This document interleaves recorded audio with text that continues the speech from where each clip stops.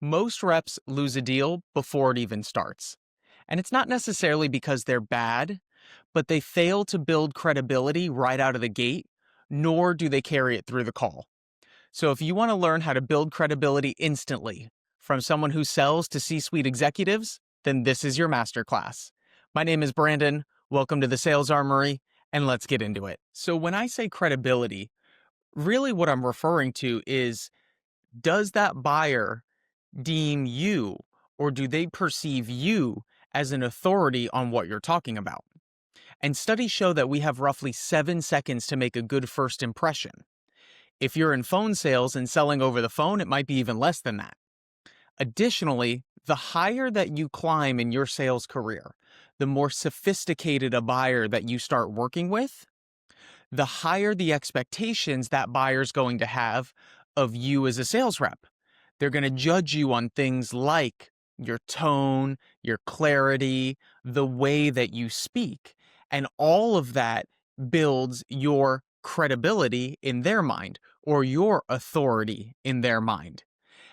All that just to say, if you jump on that sales call and you sound unsure, you sound shaky, then that buyer's perception of your product or your service is going to be unsure or shaky. All right, so how do you actually build credibility? I think there are two ways. There's the nonverbal stuff, and then there are verbal cues that you can use to build credibility. Let's start with the nonverbal. During a sales call, it's natural for us to be a little bit nervous, especially if it's a big deal, you've got money on the line.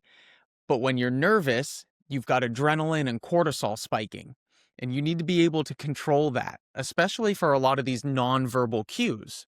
So being able to slow down your pace is probably the easiest way. You see, slowing down your pace draws the buyer in, forces them to listen to you a little bit more or a little bit deeper. It's also going to allow you to control your tone better. You're going to give yourself more time to think between words. So taking out the ums, the likes, the awesomes, throw all of those out. And then last but not least, the use of confident pauses.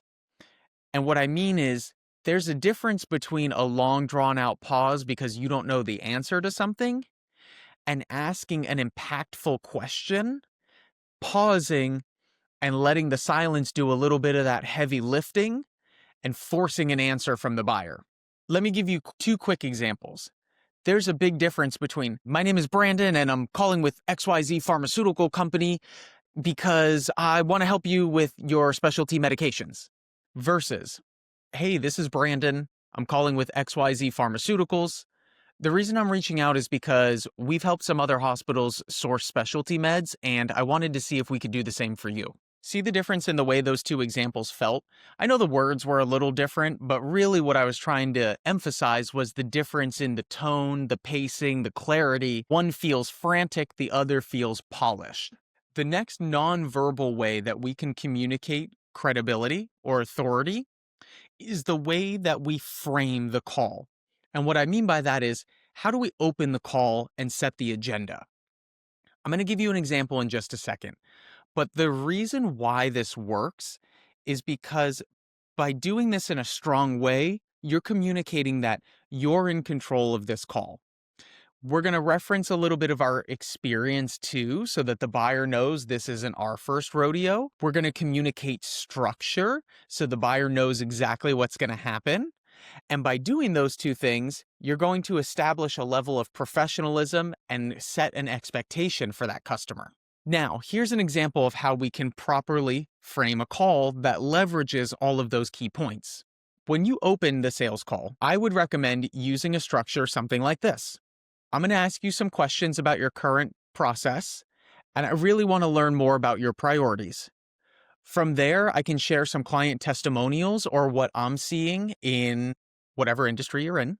And from there, we can see if it makes sense to keep moving forward. See, in that example, we're leading the call. We're referencing some of our experience. We're establishing structure and we're communicating professionalism. We're checking all of the boxes there simply by framing this call properly from the outset. We just went over two nonverbal ways that you can communicate authority or establish credibility. So these next two are actually verbal cues that you can use. And the first is using credibility phrases. And these are phrases that just subtly let the buyer know that this is something you do all the time, you have experience in this industry, and that you are a subject matter expert.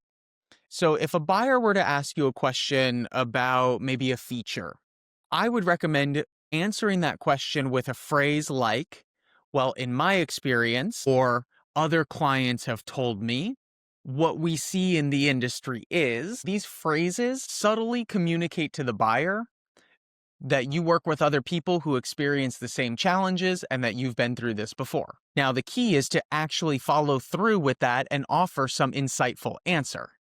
It's not just about using this phrase and the rest doesn't matter. I'm just saying have a thoughtful answer, but preface it with one of these phrases to let the buyer know that this isn't something that you script out. This isn't some stock answer. It is actually your lived experience. So, for example, what we would do at the payroll company is if someone would ask, should I do this HR platform or just the payroll? Depending on what industry they're in, I might use a phrase like, well, in my experience, businesses of your similar size with your employee count often opt for the HR platform for XYZ reason. That feels different than you should go with the HR platform. Here are 3 cool features. We're being thoughtful about the way that we're structuring this response, and we're subtly adding that social proof into it. The next verbal cue that you can use, I'm just going to call proof statements.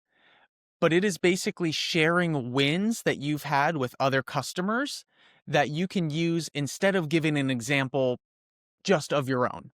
So think any client wins or efficiency improvements or other businesses that have success stories that you can tell. At my current company, we have a process that helps hospitals streamline their controlled medication ordering.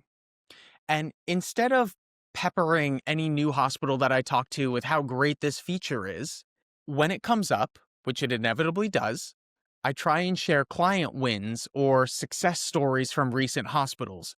Maybe how I was able to help a hospital get their medication sooner, or another hospital was experiencing delays, but through this process, they got their medications quicker.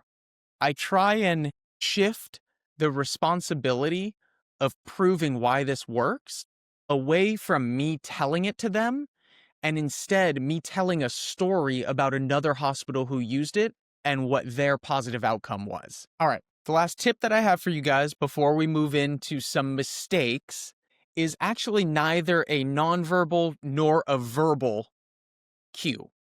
And in fact, it is, if you know anything about me, you're going to know what it is already, but it's preparation. When you are actually a subject matter expert on something, you don't have to pretend.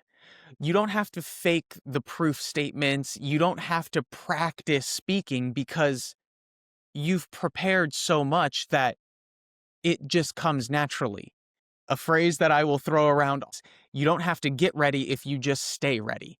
What do I mean by that? I mean knowing who you're selling to, being curious and asking the right questions. Anticipating, the only asterisk that I'll add to that is do not anticipate to the point where you're not listening, nor are you asking questions. Just understand what most buyers in your industry are going through and have examples at the ready that match their world. All of this should come intuitively if you've been in your industry and you've practiced your craft. True confidence comes from being prepared.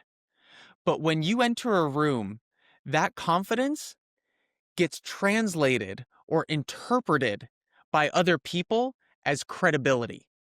So when you're confident in your product or your service, not only are you going to be viewed as a credible source of information, but that buyer that you're communicating with is going to have confidence as well in the product. All right, before we wrap up, I want to go over just a couple mistakes that will kill your credibility in a sales call. And a couple of these we've already gone over. Talking too fast, over-explaining something, be clear, be concise, Keep that tone in check. Here's one that we didn't go over though, and that is jumping into your sales pitch too soon. If you get on the call, ask one question, and then just start pitching, that is likely going to be a recipe for disaster. It is imperative to do good discovery. Let that buyer know that you're curious about their problems, their process, that you know the industry. Don't just pitch right out of the gate. Not having a sales structure is also going to kill your credibility. Buyers want to feel that you have a process, that you know what you're doing, and not that you're just winging it. That's a mistake that I made early in my career, and one of the best things that I've done in my sales career was follow a structure. And the last one, just throw out any fluff language. You don't have to pad. You don't have to over-explain. Not everything is, oh, this is so great. Like, let's have a real conversation. Let's get down to it.